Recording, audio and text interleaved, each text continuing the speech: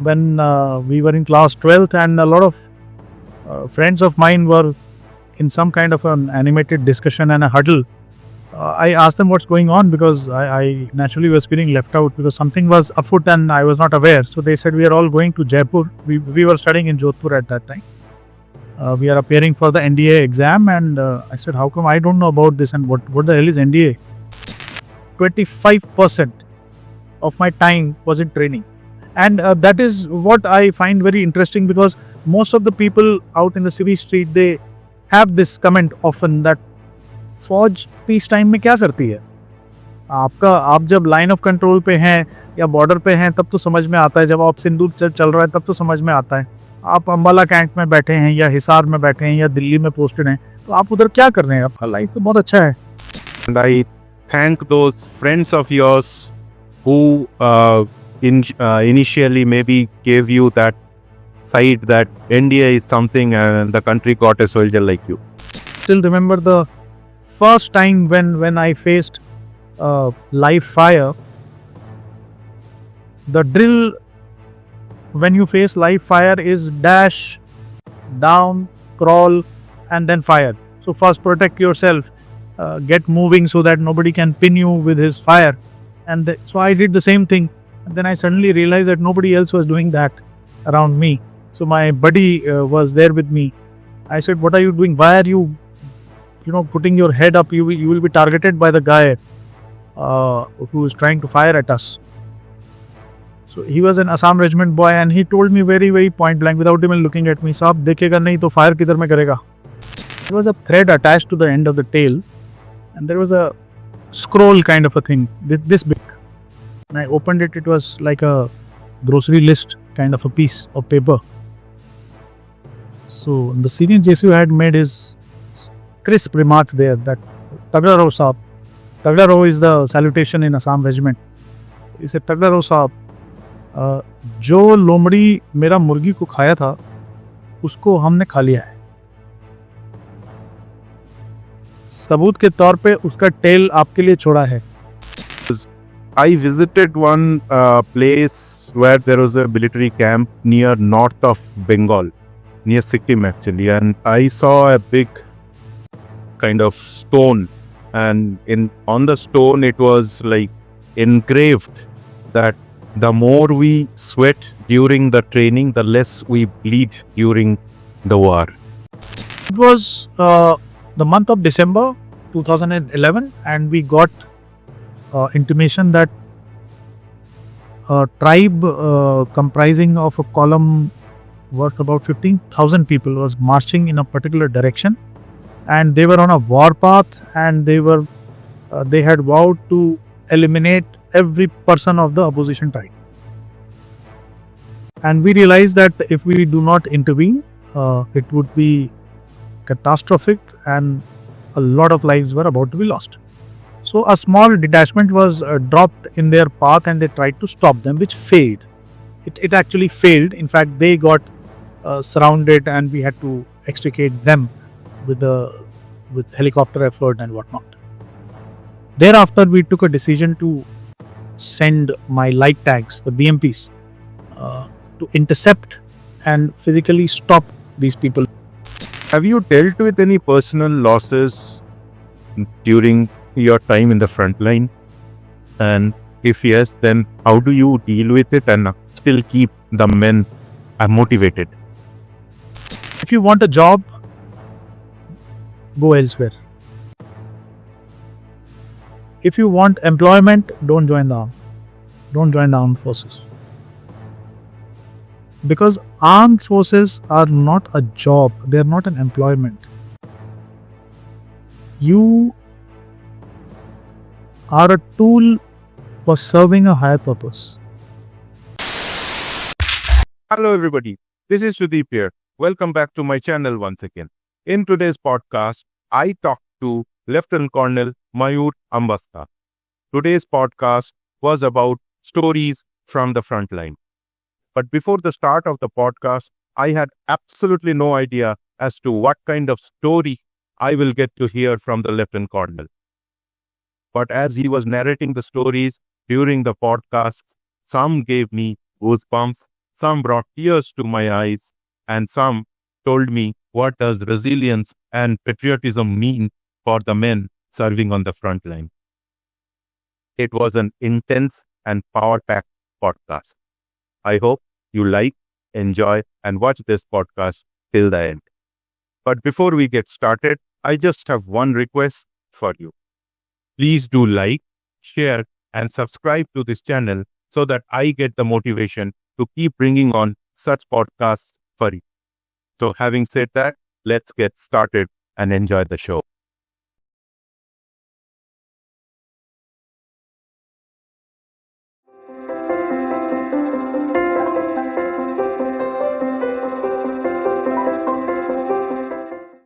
Thank you, Mayur sir, for coming on the show. It's really an honor and a privilege for me to host you. And also, I really thank you to give me time for this show. So, before It's an absolute honor. Thank you for the privilege that you have accorded me. I don't know whether I deserve the privilege, but thank you very much. No, sir, you absolutely deserve it. You have served the nation, and I also thank you for that, for your service to our nation, for letting us sleep peacefully at nights. So, thank you once again for that. So, we get started. My first question, generally, I ask the new guests about telling the viewers about themselves, like how about their childhood, how did they grow up, like were you inclined to join the military from the very childhood? Do you come from a military background family? And then your training days, and then your joining the military, and then actually getting commissioned in the military, and all those sort of stuff. Little bit of background and journey so far. Then we'll get into the other part of. Sure. So, Sudeep, sorry to disappoint you, but there is nothing very happening about that part of my life. I was a very average kid from a average middle class family. My grandfather was a civil servant in the Bihar cadre. My father came out of Bihar, joined the state bank. So we spent quite a lot of time in MP and Rajasthan, and I kept hopping a lot of schools. In fact, I almost clocked 9 or 10 schools by the time I finished class 12th. And just when I had taken admission in the first year of graduation, doing BCom, I got a call letter for the interview, the SSB interview. And if you ask me whether I planned it, no, not really. It's a very interesting story about how I appeared for the NDA exam. So when we were in class 12th, and a lot of friends of mine were in some kind of an animated discussion and a huddle, I asked them what's going on, because I naturally was feeling left out because something was afoot and I was not aware. So they said, we are all going to Jaipur. We were studying in Jodhpur at that time. We are appearing for the NDA exam, and I said, how come I don't know about this, and what the hell is NDA? So they said, NDA is National Defense Academy. You never heard of it? I said, no, I have no idea, but you people are going to Jaipur, I'll also fill up the form, then what are you waiting for? So I just went and bought an employment news, cut out the form from there, attached some, I think 35 rupees postal order was required to be attached. That was in 1995. And that's how I ended up traveling on that intercity express from Jodhpur to Jaipur. Went and stayed there for a day, appeared for the NDA exam on the earmarked date, and as luck would have it, I was the only guy who passed. So out of the complete group, nobody else cleared the exam. I was the only guy who passed. And trust me, I had forgotten about that exam. I had no such expectation that I would clear an UPSC exam. But then that was not all, and there was an SSB interview thereafter. So I did a bit of a preparation for the SSB interview, realizing that people, attempt it 3, 4, 5, 6 times and still don't get through. So I just went the way I was. I decided to take it as it comes. And I guess destiny wanted me to join the army. So I landed up in the armed forces. That's how it happened. So nothing pre-planned, no such great ambition as such. As far as my family is concerned, mostly it's a mostly civilian background. A couple of relatives on my mother's side had army and air force background, and when they came to know that I was trying to appear for SSBA and trying to get into the armed forces, they did chip in with their word of advice and whatever guidance as elders generally do in the family, and that really helped. And I appeared once and for the last time, first and the last time, and I got through. I was very fortunate that way. And then there was no looking back. Of course, I joined NDA and served, and now I'm retired. So that is my childhood in nutshell. As far as my Aussie life is concerned, uh, I joined NDA in the December of 1995. I passed out of NDA in December 98. Uh, 1 year thereafter, I was at Dehradun in the Indian Military Academy. 11th of December 1999, I got commissioned as a lieutenant in the Mechanized Infantry Regiment. My battalion was the 10th Battalion. So, 10 Mechanized Infantry is erstwhile Beast Maratha Light Infantry. I served in various places during my career, including uh, Kashmir, which was 3 tenures in Kashmir, in Baramulla, in Badgam, and in Avantipur. I had the privilege to be a UN peacekeeper in South Sudan and Sudan. Thereafter, I have done my routine courses, and uh, a while before I completed my 20 years of service, I realized that I wanted to do something different, probably something which I may not be able to accomplish while being in uniform. So I decided to call it a day and move out of the uniform and join the corporate. Worked in the corporate for 4 years as a head of human resources in a Korean multinational called USAM Corporation. Thereafter, again, I never had the experience of staying in the same place for more than 2 years, and I spent 4 years in that same job, same office. So there was a bit of a saturation, and then being adventurous that I have, I took the leap and started my own firm in the HR domain. Now, after 1.5, almost 2 years of evolution, I have started focusing on the hiring of military veterans.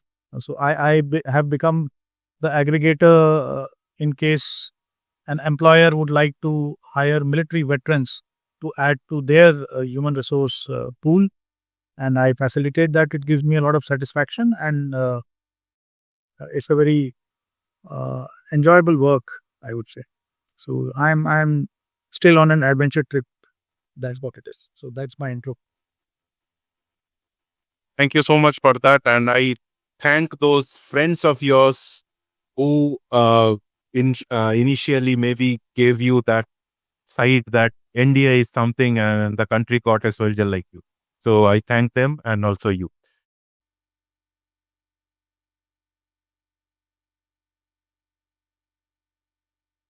Okay. So during your training days in the NDA and all that, any interesting stories that you want to bring up?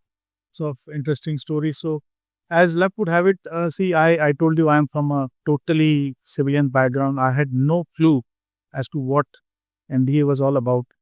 And I was not a very athletic and that sportsman variety. I was more into reading and music. I was a bookworm. I used to read a lot of fiction by the time I was in class 10th, 11th, 12th.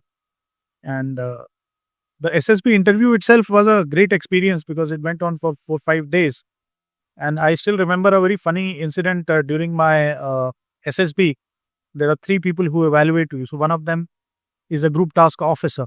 The group task officer was walking along with me to the designated task area, and as a matter of conversation, they try to gauge you. I would just come out of class 12, so I had no clue what was happening. I was just flowing with the flow and not thinking too much about it. So he said, "Okay, Mayur, where are you from?" "Sir, I am coming from Jaipur." "Okay, what do you play?" I didn't even look at him. I said, "Sir, I play the flute." So uh, I now realize that he must have laughed his heart out because he was probably asking me about what sports I play, and I had no idea what is he talking about. So I just said, I play flute and keyboard probably. So and as luck would have it, I still got through. So I would say a genuine answer got more weightage than probably a make believe answer. So that gentleman probably appreciated the honesty. Thereafter, I went to NDA and I landed up. So as there are hostels in a college, there are squadrons in NDA. So there were 15 squadrons in National Defense Academy at that time, numbered from A to O, Alpha to Oscar, Alpha Bravo Charlie Delta, Echo Foxtrot, Golf Hunter, and that way. So I landed up in the Hunter's Con, and I had no idea what was going to hit me because it was said, and later I realized it was true, that Hunter's Con was not a run of the mill affair. So the people there were expected to be tougher than the average. Now, to become tougher, you require tougher training.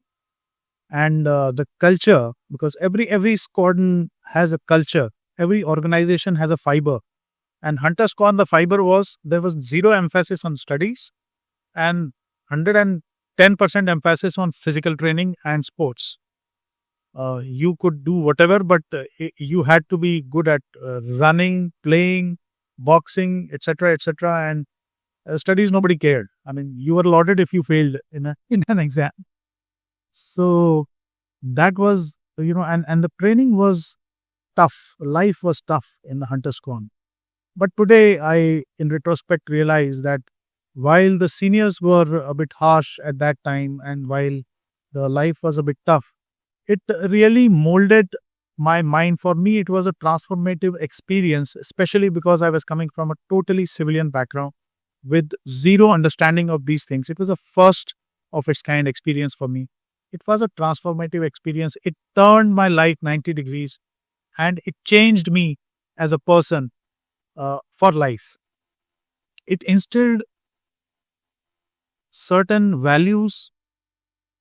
It shaped my reactions and responses to situations for the rest of my life. I would say the best thing that happened was that fear went out of the window. I still remember after I got commissioned as a lieutenant, I went for the commando course, what we call the Ghatak course in the Indian Army. It is held at Commando in Belgaum. And when I went there, people were, constantly telling us, oh, it's a tough course, life is miserable, this, that, 40, 45 days, you forget that you are alive. And when I went there for 7 days, I realized that it was a shade better than my Hunter's Con tenure. It was still better. I'm confident as of today also that my days probably after 1.5 years in Hunter's Con, in the middle of my tenure in NDA, were tougher than what happened in the commando school. So that is how I spent my days in NDA. There were nights when I came back in a suit and I just thought I just lie down for a moment. One would be dead tired. And the next thing I would know was that my alarm bell was ringing and it was 5 o'clock in the morning. So that one moment of sleep you used to just become unconscious if you would hit the bed. It was so tiring. And getting sleep was a privilege. Getting food as per your desire was another privilege. So somewhere we started realizing the value of time, food. We started respecting the little privileges that we would otherwise take for granted, right? So as a child in class 12, you understand what is a mindset like. You are in a protected environment and everything is given to you on a platter. It was a rude jolt and a kind of a rough experience which absolutely took me out of that grid and put me in a totally different mindset. It was a transformative experience. and it transformed me for life. And today I realize that the kind of camaraderie, brotherhood, the bonding that we developed in those 3 years in the National Defense Academy, later 1 year in the Indian Military Academy, that is something which is unparalleled in any educational institute as well as any organization. Because the bonds with those course mates, even today, they are stronger than what I have ever seen outside the armed forces. So that was a big gift that NDA gave to each one of us. As far as the physical strengthening and the mental strengthening is concerned, more than physical, the minds got strengthened. As they say, when you go to NDA, they first break you and then recast you. It is like formatting your hard disk and then putting the fresh data there. And that is how you start thinking in uniform fashion. This word uniform, we realized the implication of the word uniform there. It is not what we wear. Uniformity is when you move together, play together, think the same way, your reactions are same, you are drilled with certain standard operating procedures, where even in your sleep you'll react in the same manner. If you put 5 people sleeping together in the same room and there is a bell or there is an alarm, they will all react in the same manner, and that is what you call uniform behavior. It is not just the haircuts and the uniform that you wear. It is much, much more and much deeper than that. And that experience, as I said, transformed all of us for good and for the better, I would say. So that is how NDA was. As far as the stories are concerned, they are endless. I keep writing these stories on platforms like LinkedIn. Many people have read and appreciated. Many people have had a hearty laugh about some interesting anecdotes. So I can go on and on regarding the NDA and the training days. It is a never-ending tale. Yeah, so naturally, good old days. So, do you think that kind of a training actually helped you during your tenure in the line of control or in the front line? Because I visited one place where there was a military camp near north of Bengal, near Sikkim actually, and I saw a big kind of stone, and in on the stone it was like engraved that the more we sweat during the training, the less we bleed during the war. So it's kind of that. The less you bleed in war. Yes. So I think it comes from that philosophy, right? What do you think? True, absolutely. So see, it is, I won't say that it is applicable only to the armed forces. It is as applicable to all the other organizations. Today, business continuity is a very important thing, and crisis management is also, risk management is also a very important aspect of doing business and running corporations. And when you talk of these things, it all boils down to the reactions of each and every individuals under crisis and under pressure, uh, when the chips are down and when the things are unfavorable, how your employees, how your team mates, they behave and respond to that particular situation. If you want that the response be as per the interests of the organization, the way it is desired, then training is the only answer. Unfortunately, I have not seen so much emphasis on training in the corporate. It's more like get to work. Yep. The results are more emphasized upon than the training part of it. So if I say that I I trained for 4 years initially and served for 20 years, that means my training was almost 20% of my service, right? Yes. Yes. And even after getting commissioned, I have done, I think, 7 or 8 courses while I was an officer.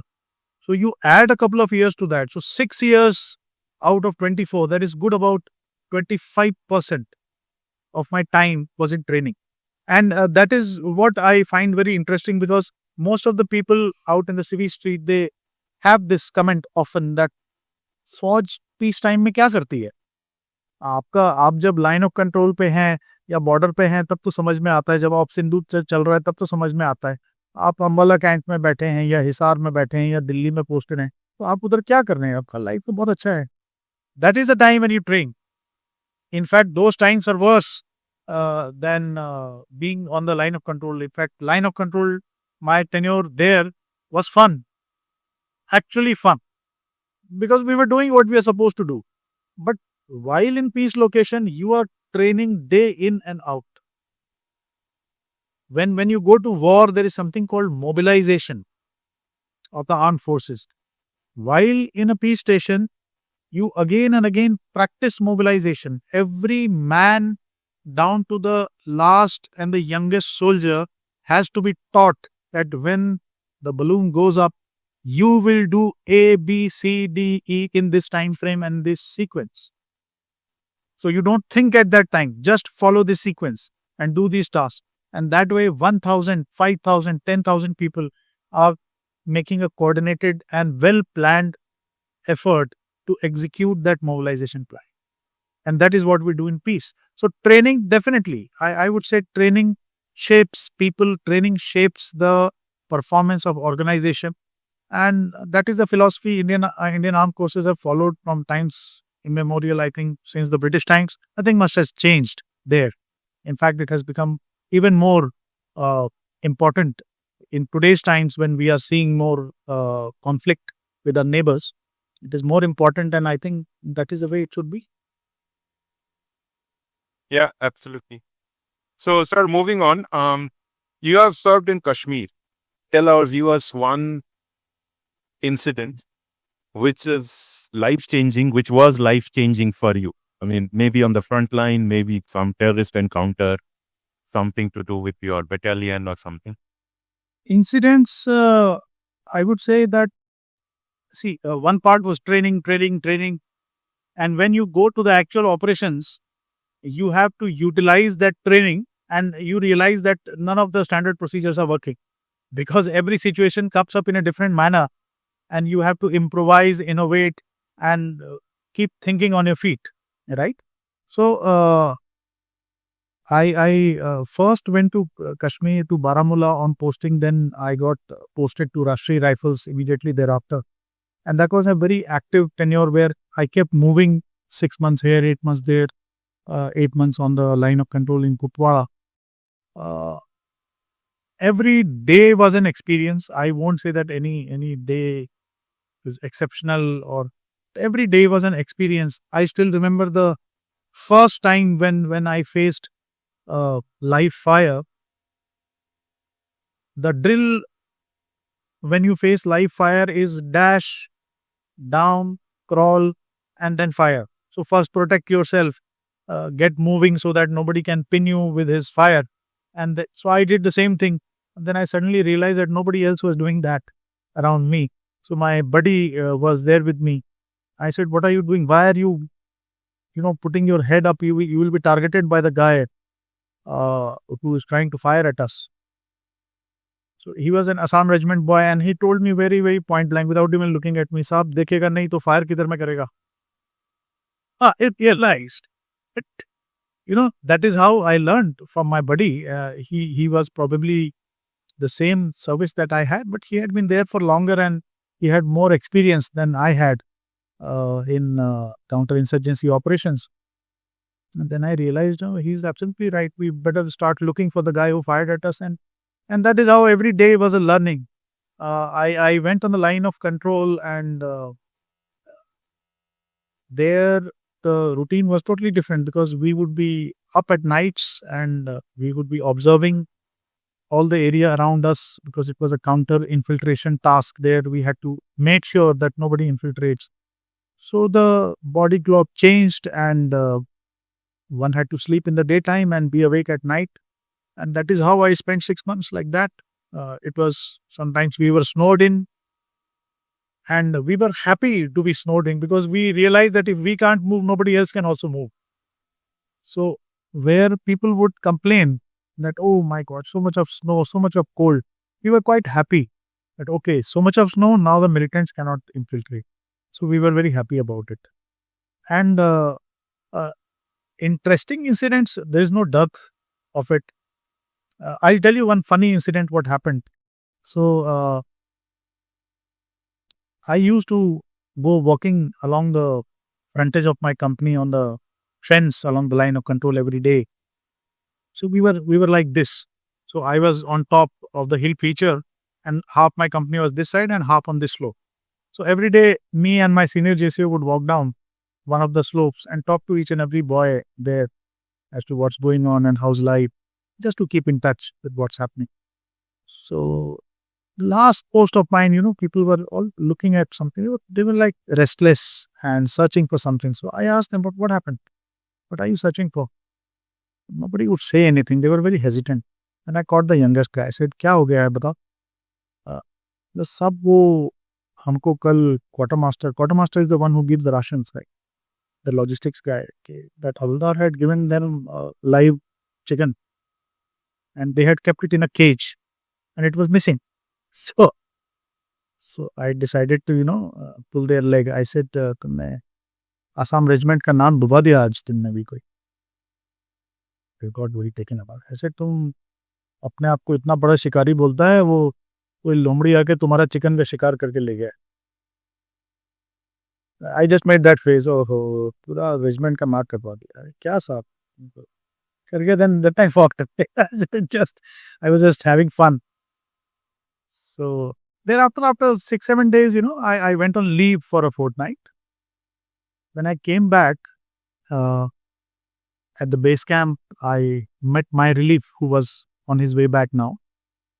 So he gave me a badge. He said, the senior JSU went on leave in your absence, but told me to hand this over to you on arrival. I said, what is this? I said, आप देखिए इसमें क्या है. So when I put my hand inside, I saw something furry in my hand. I took it out. It was a foxtail. So I said, what the hell is? He said, well, there is a letter along with this. You just have a look. There was a thread attached to the end of the tail, and there was a scroll kind of a thing, this big. And I opened it. It was like a grocery list kind of a piece of paper. So the senior JSU had made his crisp remarks there that Tagda Rao Saab.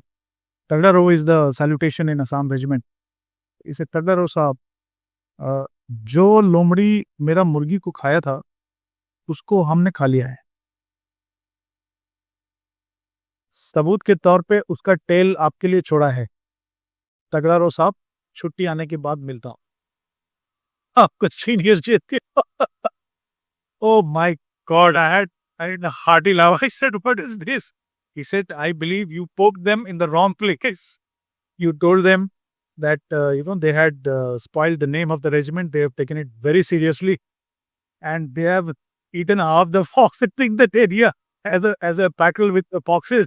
How they eat the chicken of Assam regiment. So, I mean, there was no dearth of interesting incidents like this. I still have that tail at my home.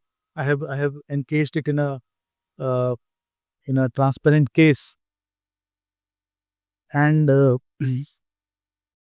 every time I look at it, it reminds me of those good old days, and one can have a hearty laughter at the interesting life that one has led. So Yeah, I hope absolutely. Yeah, absolutely. It was absolutely hilarious. Thank you for sharing that. So, sir, any incident, that from the line of control that changed you as a person, how you view life, how you look at your men, how you command them, and your leadership values, any incident that you can share? Yeah, so the place where I was located, it's called Machal. I don't know the situation now, but it was quite I would use the term God forsaken, because it seemed that God had forgotten that place. There were no trees in our location. We were above the tree line at 14,000 feet plus. It was very cold, and one had to walk a full day to reach the nearest roadhead and then go probably wherever he wanted to go on leave or some course or whatever. So I had always been a very liberal company commander as far as leave was concerned. And I had a mix of people from the Northeast and people from other parts of the country, say about a 60-40 ratio. And many people started declining to go on leave. I said, why don't you want to go on leave? Because that place was so desolate that we had no communication with home. There were no mobile phones there. Once in 15 days, somebody could get a chance at speaking home on a leased STD line, which was shared by 6 or 7 posts. So it was heavily subscribed. I remember I had no live communication with my wife for good about 3 months at a stretch sometimes, because I used to just leave a message with my exchange that my wife will call you up and you tell her that everything is fine. And inform me at night on the radio that she had called her. That's all. That was the way we used to communicate. So I asked them as to why don't you want to go on leave? And they said, sir, the effort is too much. Effort is too much. I said, why? Said, साहब train पकड़ने के लिए 5 दिन लगेगा and वापस आने के लिए पोस्ट तक 5 दिन लगेगा, because one had to de-acclimatize and acclimatize and all that drills. I said, साहब एक बार जाएंगे और 1.5 महीना 2 महीना काट के आएंगे, हम कहीं नहीं जा रहे हैं. अगर 3-4 महीने के बाद में इधर से डींडक करना तो डींडक करने के बाद सब आपके साथ ही चलेंगे. And then I realized that, how the external factors, what we call the work conditions today in the corporate, they influence every aspect of your life. It was a major lesson in, now I can call it human resource management. At that time, I won't use this parlance. But it was a major lesson in HR management. And one more thing I would like to share with you is, there is no human resource vertical in the armed forces. There is a training branch, there is a recruitment branch, there is a branch that handles postings, and there is another branch that handles compensations and benefits, salaries. There is no single human resource branch. And what we always understood was that every commander at every level, whether he was commanding 10 people or 10,000 people, he had human resource management inherent in his profile, in his job role. Everyone was a human resource manager. And in fact, I would have felt guilty to use this term human resource in those days, because when it came to humans, we never looked at them as a resource. They were humans, period. And the level of control and interference and say that as a company commander I had on my boys, if I exercise the same in corporate, it would be termed as invasion of privacy. It is that intense in the armed forces. So the tougher the place, the more intense it becomes. And there are many such incidents which kept teaching me as to, it was a lesson in human resource management, in human psychology, in human behavior under severe stress and the worst and most adverse conditions. Very educative experience. Can never forget. So, what's the most extraordinary act of courage that you have witnessed from, maybe you have done it yourself or someone reporting to you or your bosses in the line of control? So, not line of control. I would go to another posting of mine. I was posted as a UN peacekeeper in South Sudan. And when we went there was no South Sudan. It was just Sudan. The independence happened in front of us on 9th July 2011. And South Sudan took birth in front of us. It was a amazing experience in itself to see a country take shape in front of you, the currency changing, the officials changing, the government changing, everything changed overnight. Now, for 6 months, things remained okay. After 6 months, South Sudan was plunged into a very bloody civil war. And we were, in fact, 1 month short of our deinduction. And we were quite happy that we had spent a good time there. And suddenly things changed for the worse. And the inter-tribal rivalry started claiming lives in hundreds every day, every night. I was commanding a mechanized infantry company. I had BMPs, which you may call light tanks. It was the month of December 2011, and we got intimation that a tribe comprising of a column worth about 15,000 people was marching in a particular direction, and they were on a war path, and they had vowed to eliminate every person of the opposition tribe. And we realized that if we do not intervene, it would be catastrophic, and a lot of lives were about to be lost. So a small detachment was dropped in their path, and they tried to stop them, which failed. It actually failed. In fact, they got surrounded, and we had to extricate them with helicopter effort and whatnot. Thereafter, we took a decision to send my light tanks, the BMPs, to intercept and physically stop these people. We realized that they were going to attack a major town called Pibor, which had 5,000 people inside the town. What generally happens in such situations is that people who can run, that is the young men generally, they scoot. What is left is the old people, the women with the children, and they are the victims most of the time. And that is what happened. And it was imminent that in the next 3 days they would attack the town, and as we had seen in the past, they would actually burn everything to ground. And there was no mercy. 6-month-old child or 80-year-old man, they would be treated with the same brutality as anyone else. So that was anticipated, and then my commanding officer discussed with me. We took a conscious decision to send in our BMPs with full intent of physically stopping this column from harming these innocent civilians. That was our role as peacekeepers. The country actually doesn't have any roads, any tracks. There are a lot of unexploded ammunition all over the place where if you step on it, you will be blown up. And most of the place is interspersed with marshes and tall grasslands. So it was a Herculean task.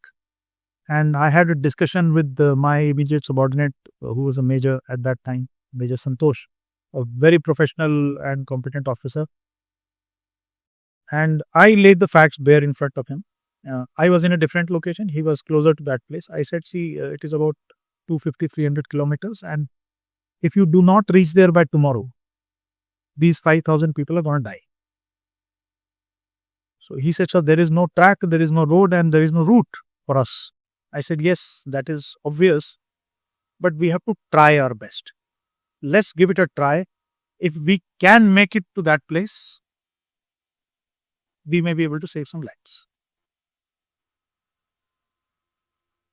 That gentleman took 2 tanks with him.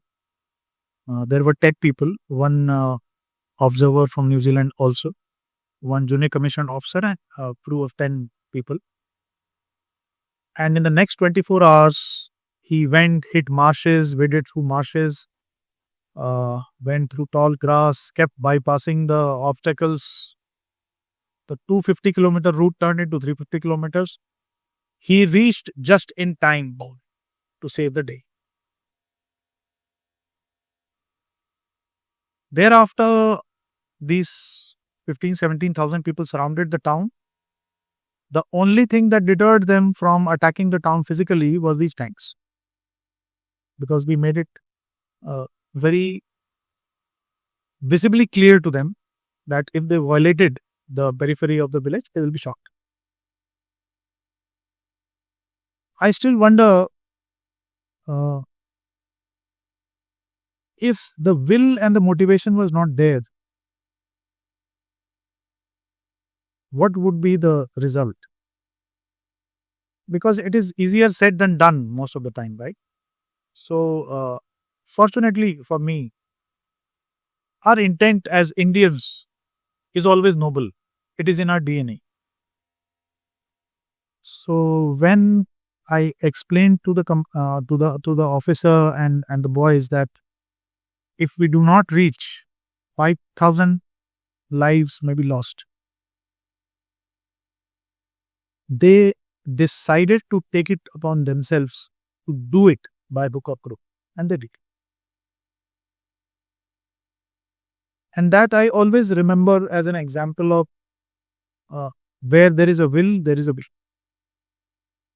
And I always keep that lesson with me even today. Yeah. Extraordinary sense of responsibility, I would say. I mean, when you are given something, by hook or crook, you get it done. So, salute to those soldiers. Moving on, sir. Next question for you is that can you recall a night in the field when things did not go as per plan? And how did you tackle that situation and what learnings did you get out of it? There were many such instances because, as we say in the army, the first casualty of battle is the plan. So things never go as planned. When you go prepared for one night, you spend 3 nights and come back. And it has happened many times with me also. We used to go for these ambushes, and we would plan an ambush for one night, and we would get an intimation on radio that no, you have to move to certain other location and keep staying there for another 2 nights. So you had some survival ration in your pocket, and you were supposed to manage somehow without giving away your position also. So it has happened a number of times. I really cannot tell you about specifics, but uh, this is a routine affair with a soldier. Things never go as per plan, and you have to keep innovating and improvising and keep working, because the only thing that is not to be compromised is the task and the objective. Come what may, the task will be accomplished. You don't get to think about whether you can do the task, whether you can follow the orders or not. The only question is how shall you do it. So things have happened a number of times. In fact, this was more acute in a place like Africa, where the usual support system is absent. You are in a foreign country where you don't have any links with the local population. You are in an alien environment. There is no support system of the Indian Armed Forces around you, where the logistics are a problem, repairs are a problem. There, these situations came up more often, but we prevailed. We prevailed, and I was very happy that I never had to face any disappointment as far as my boys were concerned. They always delivered. They always delivered. Yeah, Indian Army keeps finding its way to like ways and means to deliver and make us proud always, every day, every night, every year, and every week and every month. So I can go on and on. So, sir, how is it different, like in terms of emotion? I mean, of course, army people have a lot of emotions tied to their people. Otherwise, they won't go to the front line and fight like this. Like their lives depend upon it. Like, how does it emotionally differ serving within the country and then maybe going to United Nations peacekeeping force like you went for South Sudan? Because the people you are protecting there are not, you think that they are not your own, maybe, right? So, but still you have a job to do, a responsibility and a duty. So how does it, I mean, help in your mind? How does you like? How do you focus on such? It was sometimes a dilemma, Sudeep. The situation that I just told you, where We were hemmed in by almost 15,000 people and they were pointing RPGs at our tanks. I realized that if one person fires, I'll lose 4 or 5 people in one go because a tank is vulnerable to these things. The thought that would often come in my head was, why should my soldier give his life in an alien land where the cause is not his, the people are not his, the land is not his, the culture is not his, the fight is not his? Why should he do that? And gradually I realized that the answer was pretty obvious. There were, at a particular point of time, it is not the nationality, the flag, the ethnicity that matters. At a particular point of time, you realize that it is human lives that you are saving. They expect you to be their protectors. You are their last resort. And it is the same while we are in India. When there is a disaster, when there is an earthquake, floods that you saw recently, the armed forces, even they are impacted, right? Their cantonments are also flooded. Their bunkers also collapse in an earthquake. But they are functional. Why is it so? They would also be dispatching bodies from their cantonment because they would have bought casualties in an earthquake. But I have seen it happen. The only thing that keeps you going in these hours of doubt is the fact that you are the last resort. If you fail, there is nothing that's going to work. In such a circumstance, you don't think twice. Thereafter, you have to make an effort. You have to give it a try. So at that point of time, whether it is India or abroad, when it is an expectation from you, and at some point of time, it is the prestige of the country also. Because you can't have the international community saying that the Indian troops could not manage protection of that place. And on the contrary, when we did it, the comments were very unique. I mean, people said only Indians could do this. Others would have said no. Who would travel 300 kilometers in one night on totally uncharted territory? And I would say that gave a lot of pride and happiness to me, to the complete team. So I get to motivation generally is that pride, happiness, and the feeling of satisfaction that you did a job well. And that is what the soldier fights for.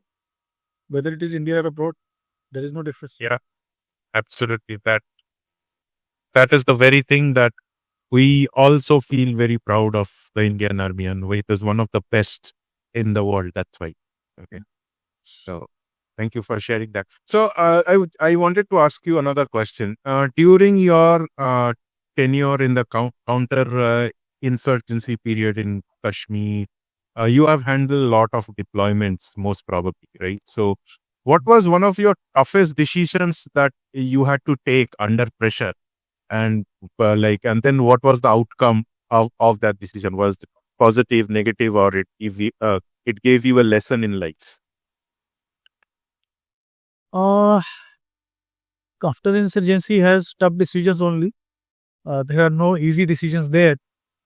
I have been fortunate that I have never had any casualties in my command. All my boys have always been intact, hale and hearty. Yes, there was an instance where I was told to uproot my full establishment and move within 72 hours to a high altitude location. It was a challenge, and the need of the hour was for us to reach in time. And there was a lot of, I would say, human aspects, technical aspects, and emotional aspects also involved. But then a lot of chaos happened. I had to, steamroll the opinion of many people because the order was very clear. We had to reach a certain place within the next 72 hours, uh, from a very, very comfortable location to one of the most difficult places in the valley. And we were also told that the moment you are there, you should be active within next 24 hours and ready to defend the line of control. So, having been told that, there was no doubt in my mind that we have to do it by hook or crook. We were not very prepared, probably. But as I said, once task has been laid out, threadbare, I mean, you have to do it. So I called, we call it a fallen, and I spoke to my 125, 130 men in very clear terms, very transparent language, that see, these are the challenges, these are the orders. Orders will not change. And if we don't do it, it will be a shame. So we firstly decide that there is no option to doing it. We have to do it, and we have to be there in so and so time frame. Come what may, we have to be operational by so and so time. Because if we do not do it, and even two militants sneak in from that place where there is a void which we are going to fill, we will regret whole life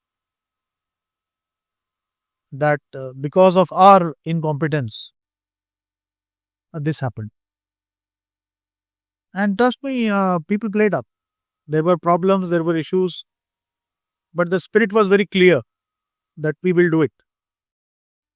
So I guess there were a lot of other instances also, but I always had my men always had my back. They always supported me, and they always had that, I would say, affection and affinity to my thoughts that, yes, if our company commander is saying so, let's do it as a team. Nobody ever opposed. They all followed it in letter and spirit. Yeah, so that's a lesson to learn, actually, if you ask me, right? How to take your team towards a vision and craft a vision together so that you achieve that vision together. Because ultimately, we are no one if there is no team behind us, right? You and I cannot go and fight on the borders alone. So we have to take the team. So moving on to the next couple of questions, I think time has flown with your wonderful stories. So just couple of last questions for you. Have you dealt with any personal losses during your time in the front line? And if yes, then how do you deal with it and still keep the men motivated? Personal loss, I would say that I have lost a lot of dear friends in action. Maybe not while being in their proximity, but when you train with someone for 3 years, 4 years, you have crawled in trenches with them, you have fired your weapons, learned your basics along with them. And then you come to know one day that the guy has been killed in action. It is a very tough blow, especially when you are in your 20s, 23, 24. I got commissioned when I was 22. And within 1 year, we started getting these news of losses. We were about 500 plus, I think about 550 people when we passed out of the Indian Military Academy. We have already lost about 35, 40 of them. So not all have been in operations, but 90% of them are. Someone has died in an avalanche in Siachen. Someone was shot by terrorists in Kashmir. One of the closest friends of mine, Major Dinesh Raguraman, I was posted in Badgam and he was in my neighboring battalion. And one day he was going on leave, so I used to be posted at the old airfield, which is the next location to the Srinagar airport. And he came over. So I had just received orders to go to the line of control, as I just mentioned a while back. And he was going on leave. And he told me, listen, buddy, you don't be too adventurous on the line of control because you've never been there. And that's a very dangerous place. You're not going to a very congenial area. So don't start becoming a James Bond there. That was his words. And come back intact. So I never realized that it would be the reverse. While I was deployed on the line of control, he was shot in a very major operation. And we lost two officers in that.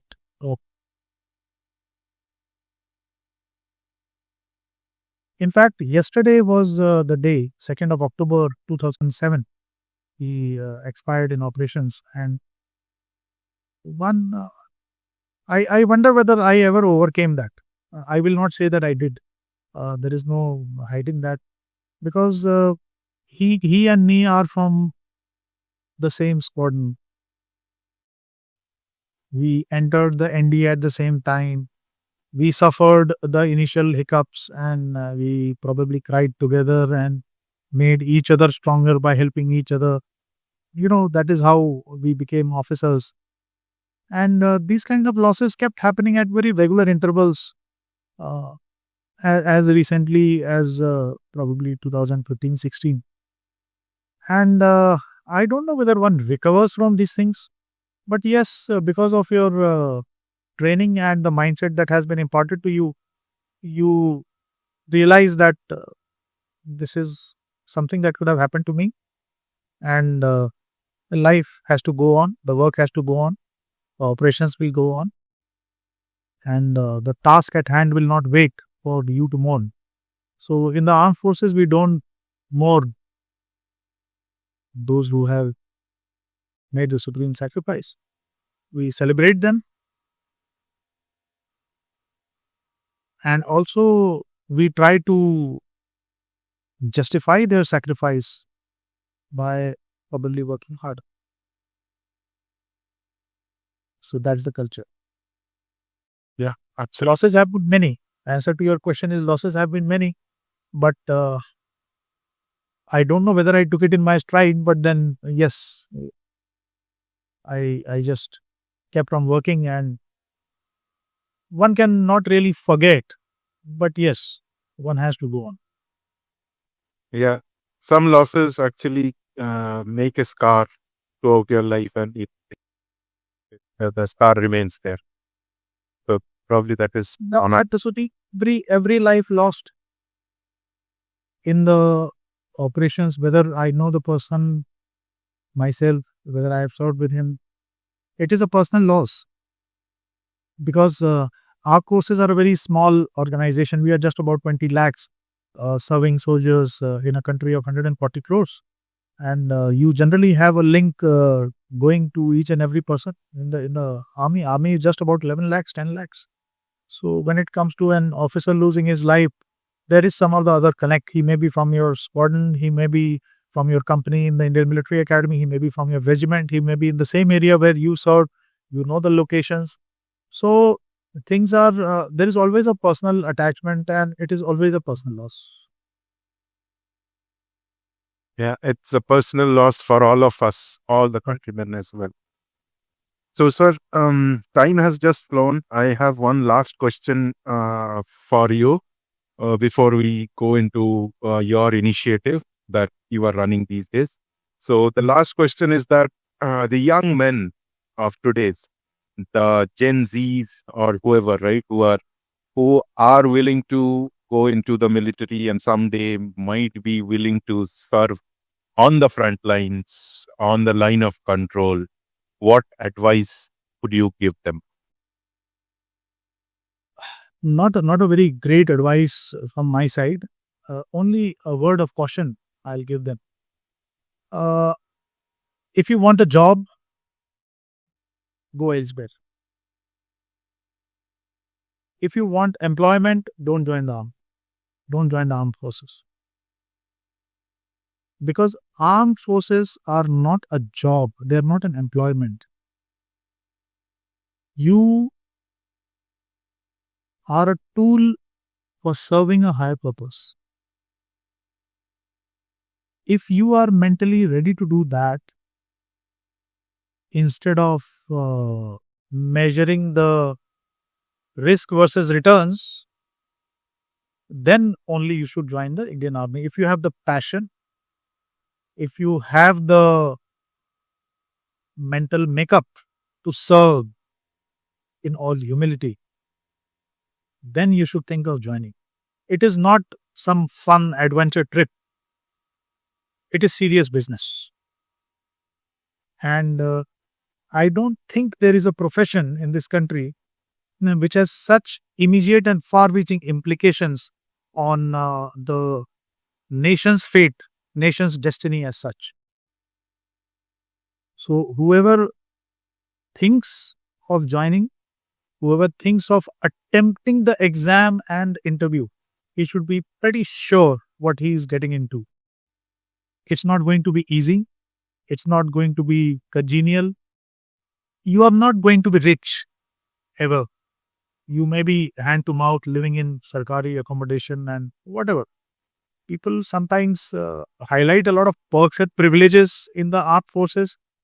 I don't think they ever mattered so much, because the pressures and the discomfort which you as well as your family have to undergo, they always overshadowed the perks and privileges.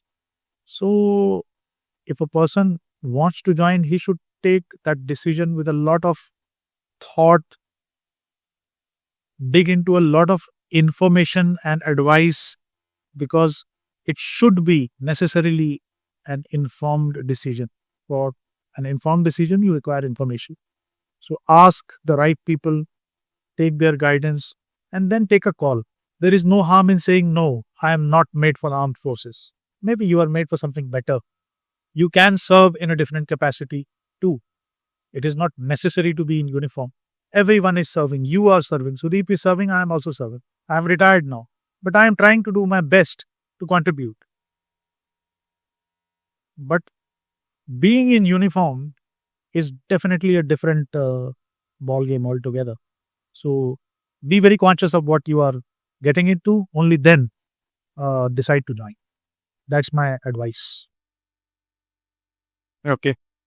Thank you for that. So let's move on to the next section. I know you are working a lot with veterans, and tell us about that initiative as to what you are doing in that area and how you are trying to help the veterans. It's a subject very close to my heart. So see, I retired in 2020, and gradually I realized my own challenges while I was transitioning from military to the corporate. And I realized that there is a lot of, I would say, mutual ignorance, a state of mutual ignorance between the people who are exiting the uniform and those sitting in the corporate who are supposed to hire them probably in future. Now, what happens is that because of lack of information about each other, while the soldier does not know how corporate works and corporate doesn't know what is the where the soldier is coming from and what is his mindset, they both are mutually ignorant about each other. And that is why a lot of opportunities are missed. Now, hiring of veterans is an agenda under the DEI generally in the Human Resource Department, the diversity, equity, inclusion. I have a different take on it. I realize that 60 to 90,000 people are hanging their uniform each year and getting out of the army. For a soldier, not for an officer, but for a soldier, retirement is as early as 35 years of age. And now with the implementation of the Agniveer scheme, it will be 24, 25-year-olds which will be coming out of the Indian Army, fully trained and not being utilized by the corporate. Right? I say that it is not a favor that you are doing to the veterans by hiring them. You are doing yourself a favor. The logic is the training of these soldiers is a very, very costly affair. You are spending lakhs on the training of one soldier. If that soldier says that I'm retired after just about 15 to 16 years of work in the armed forces, then there is something wrong. We have not extracted the full return on that investment of so many lakh rupees in his training. You have trained him to drive tanks, to fight battles, to fire weapons. So much of ammunition has been spent. So many instructors have been after him. If you calculate, it goes into a huge figure, huge amount. If you do not employ them to keep giving that kind of output in some different arena now, in the industry, in the market, somehow, you are actually failing to harness the complete potential of that individual. And that totally uh, defeats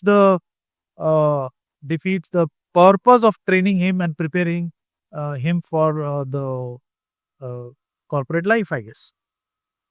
So that is the agenda that I took upon myself. Now I try to become that bridge between the corporate and the veterans, military veterans, and I try to make sure that this fog of mutual ignorance is dispelled. I carry out the connect between the industry and the military veterans, and I try to match the skills of the veterans to the roles in the corporates and try to create employment opportunities for the veterans.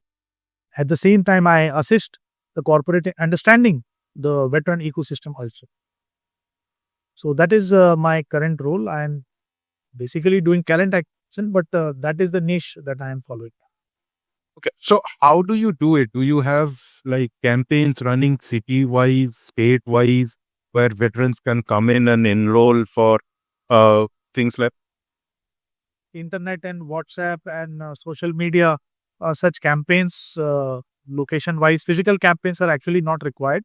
So my main work is with the corporate where I ensure that vacancies are uh, kept exclusively for the veterans. Thereafter, I have a very large network of veterans available. This includes the officers, the DCOs and the NCOs, all of them. And I try to tap into that network for spreading the information. And in talent acquisition, the response has to be quick time. You can't waste time on spreading the information, then getting the responses, then collating the responses, and it doesn't work like that. So it is all online generally. Yes, we have physical networking events also for veterans where we meet each other and start supporting each other. And also, we try to connect with the industry in these events so that again they start talking to each other and understanding each other. That is how I am doing it. Yeah, the job fair and all that, which you probably had in mind, that, in my opinion, it's not very effective because it waits for that particular date to happen, and one really can't wait for that long. Opportunities don't keep waiting for you. I work in that space. so? I mean, what is the response from the industry leaders about this? I mean, they are very open to hiring the veterans, or do you need any help from the government that you should appeal for in some way or other, or you want to reach out to few people through this video or this podcast that I need this kind of pen? Couple of things as far as the response is concerned. So the initial response is always hesitation because it's an unknown entity for them, right? The general impression that a veteran is disciplined, hardworking, fearless, this and that, that is the USP in their mind. What they do not get into is the nuts and bolts of his capabilities, skills, and the vast arena of a very self-dependent and independent organization called the Indian Armed Forces. We have every talent available, ranging from doctors to veterinary doctors, to engineers, to civil engineers, to mechanical engineers, people who can repair anything from a motorcycle to a scooter to a laptop to an aircraft. We have specialists in every field in our military hospitals. We have engineers of every variety doing all kinds of construction, infra, everything. So the corporate should understand that there is no talent which is not available in the Indian Armed Forces. That is my message to the corporate. The point is that you probably require assistance, a bit of assistance in making that match. That is the only effort that is required. If they get a feel of that kind of talent in the first go, thereafter they are very happy to accept more. It is that first experience that opens the path for people following thereafter in the footsteps. So, for example, what I am trying to tell you is that when a company approaches me very, very hesitatingly, we want to hire a veteran, and we want to take a military person in our organization. One hiring successful. After 30 days, they come back to me and say, "Sir, amazing. We want more of this variety." And it is happening with a lot of people. And I'm very happy with the response. There is no problem from the corporate end. There is a bit of hesitation initially. That is a natural thing when it comes to trying out something new, because it's an unknown entity. The fault lies somewhat at the end of the armed forces also, because somewhere we have kept our doors closed. When Sudeep wants to have a look into what's happening in the cantonment closest to his location, there will be a big mustache sentry standing with a gun there. He said, "Oh, aap idhar mat aiye, aap goli chala denge," and secret, confidential, and blah blah whatever. So how would you come to know, right? And when time comes for me to approach you to hire Fauji's, you won't know. It's very obvious. So somebody has to fill these knowledge voids. That is what I try to be. And one taste of that kind of talent, people are always happy. I for a insurance company, I hired 25 people recently as sales personnel in Maharashtra. Trust me, they had a very unique problem. They said that the target that the guy was supposed to achieve in 12 months, he's done it in 2 months. He was on a walk. He was on a roll. I said, "Sorry, this is not my problem. This is your problem. Please handle. You wanted me to veterans. They're overperforming. It should not be a problem." He said, "No, they're spoiling the benchmarks for everyone." And, and make them understand. You have to make them understand. You give them a task, they will go after it hammer and tongs. So you have to moderate. You have to be a bit accommodative and train them in the culture of the corporate as to how things work. So whatever they start working like for these in the corporate also. So that is where the problem starts. So I try to teach the soldiers also. I try to teach the corporate also. That is what I am engaged in. And that is very successful. That's a very good initiative, sir. I must say that. And the last question of the day, with all this technology coming in, the AI and everything, do you think this initiative of yours, if you can train the Fauji's little bit more on AI, I'm sure they will do excellently well. Maybe some initiatives there. Are you planning anything like that, or the company should plan like that? So what happens is that these people have a prior skill set already. If you append it with the tech, whatever is being used by an organization, whether it is AI or IT skills, it can yield very, very rich results because it is a combo of tech and attitude. It is a very lethal combination. I have seen the results in many people. Unfortunately, what happens is that while in the services, while in uniform, we are generally discouraged from the social media and the internet and all because of the secrecy reasons. And that is why the Fauji's somewhat lag behind in these things till they are in service. So it is an initiative that I take on case to case basis, depending on the skill set required by the prospective employer. It cannot be uniform like that because that effort may not bear fruits in a number of cases. So yes, I have these things available. I coach them to make them understand their utilization in a future organization in the corporate and in the industry.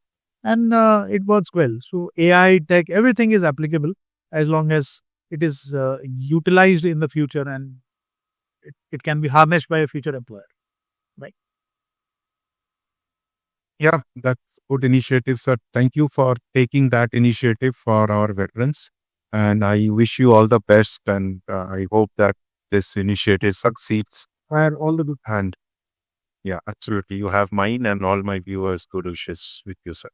So with that, we come to the end of this session of the podcast. It has been very engaging, very enriching, and very intense with the stories that you shared.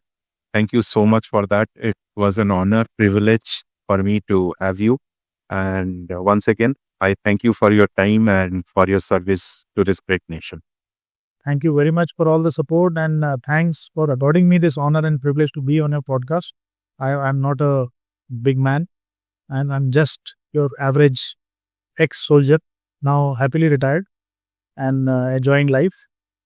But that I was found worthy. I'm grateful, humbled, and anything that I can do for anyone amongst your audience, whether it is to join the armed forces, whether it is for information and guidance on the same, I'll be most happy to do that. Thank you very much for the opportunity.